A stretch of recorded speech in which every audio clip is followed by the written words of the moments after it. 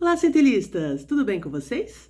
Espero que sim. Vamos continuar a nossa leitura do nosso livrinho abençoado, o Livro dos Espíritos. Nós ainda estamos no capítulo 1, denominado Deus. Estamos no subitem Panteísmo. E aí, para a gente começar, vamos trazer um conceito do que seja panteísmo. Então, diz o seguinte: a doutrina panteísta acredita ser Deus o próprio universo, pelo qual o indivíduo, após sua morte, seria absorvido pelo mesmo universo. Então, de acordo com essa teoria, nós seríamos um pedaço, vamos dizer assim, do universo de Deus, né? E quando nós terminássemos a nossa jornada nessa encarnação, nós voltaríamos ao todo, não mantendo a nossa individualidade, não mantendo a nossa consciência, nada disso. Bom, muito bem. Então, na questão 14, Kardec pergunta assim para os espíritos: Deus é um ser distinto, à parte? Ou seria, segundo a opinião de alguns, o resultado da reunião de todas as forças e de todas as inteligências do universo? E aí os espíritos respondem: se Deus fosse o resultado de alguma coisa, ele não existiria, porque seria a consequência e não a causa. Ele não pode ser ao mesmo tempo a causa e a consequência. O essencial é que Deus existe. Disso os homens não devem duvidar, e nem ir além para não se perderem num labirinto do qual não poderão sair.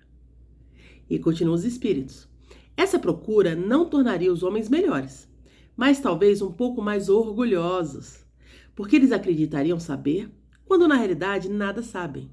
Olha que puxão de orelha! E ele segue ainda: os encarnados deveriam deixar de lado essas buscas inúteis. Existem outras coisas muito mais importantes para que eles possam evoluir. Deveriam estudar as próprias imperfeições a fim de livrarem-se delas. Isso lhes será muito mais útil do que querem penetrar no que é impenetrável. Então é como se os espíritos falassem: gasta tempo com isso não. Né? O seu tempo aí já é curto, já tem muita coisa para fazer, foca no importante, que é o que? Trabalhar as nossas imperfeições. Muito bem. Na 15ª, Kardec pergunta assim aos espíritos: o que pensar da opinião segundo a qual todos os corpos da natureza, todos os seres, todos os orbes do universo seriam parte da divindade e constituiriam em conjunto a própria divindade? Ou seja, o que pensar da doutrina panteísta? E aí os espíritos respondem: os homens não podendo tornar-se Deus, querem pelo menos ser uma parte dele. Ou seja, é mais questão de vaidade, de orgulho, né? Vamos aproveitar a chamada na 14ª. Não vou gastar tempo com isso não. 16ª. Os que acreditam na doutrina panteísta pretendem encontrar nela alguns dos atributos de Deus. Sendo infinitos os mundos, Deus também o é. Não existindo vazio ou nada em parte alguma, Deus está em toda parte. Estando em toda parte, já que tudo é parte integrante de Deus. Ele dá a todos os fenômenos da natureza uma razão de ser inteligente. O que pode se opor a esse raciocínio? Aí os espíritos falam: a razão. Basta fazer uma reflexão madura e não será difícil reconhecer o absurdo dessa doutrina.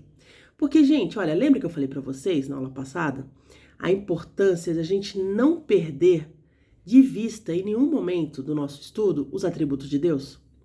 Porque você concorda que se um dos atributos de Deus é que ele é imutável, porque ele já é inteligência suprema e ele é imutável, então assim, não se muda o que já é perfeito? Se tudo que existe, todas as pessoas, todas as coisas, fossem se juntar num todo, isso seria completamente mutável. Porque as pessoas são diferentes, os mundos são diferentes, tudo é diferente. Nós não somos a mesma pessoa que éramos há um ano atrás. Nem isso. O ano passado, aí, alguns dias atrás, a gente já não era. Então, essa mutabilidade, né? Essa mutabilidade, assim faria parte de Deus. E outra coisa, Deus não seria causa primária de nada. E esse é o conceito de Deus. Inteligência suprema, causa primária. Ele seria consequência de alguma outra coisa. Então ele não seria único, ele não seria todo-poderoso, ele não seria imutável. Ou seja, Tá tudo errado aí, né? Então, vamos focar no que é principal. Olha, não sou eu que estou dizendo, são os espíritos. O que é principal, ele fala, os encarnados deveriam deixar de lado essas buscas inúteis, ou seja, inútil. Por quê? Porque a gente não tem condição de compreender Deus. Mas a gente já não aprendeu que conforme a gente for evoluindo moralmente, o que acontece conosco? Nós conseguimos nos tornar seres puros e aí nós veremos a Deus. A gente já aprendeu isso na outra aula. E aí a gente vai conseguir compreender a sua natureza. Nós ainda estamos muito no começo da jornada para querer já saber tudo, entender tudo e não dá, gente. Não dá para ser PhD de Deus em planeta de expiação e prova. Isso é impossível. E inútil, né? Os espíritos falam aqui, ó, inútil. Então, o que ele chama a atenção? Muito mais importante para que nós possamos evoluir é estudar as nossas próprias imperfeições. Por isso que se fala tanto na doutrina espírita de um termo chamado reforma íntima. Será que não foi baseado aqui nessas questões?